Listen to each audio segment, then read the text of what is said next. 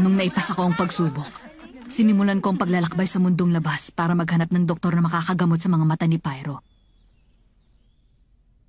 Sa loob ng 6 na linggong yon, doon lumabas ang balita tungkol sa malawakang pagpaslang sa tribo ng Kuruta.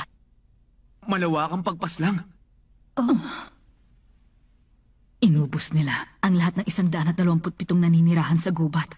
At sa lugar kung saan sila pinaslang, merong mensaheng iniwan ng mga may kagagawa ng lahat ng iyon. Wala kaming tinatanggihan. Kaya hindi nyo pwedeng bawiin ang mga tinanggap namin. Kung ganun, yung Phantom Gang ang gumawa nun. Grabe ka.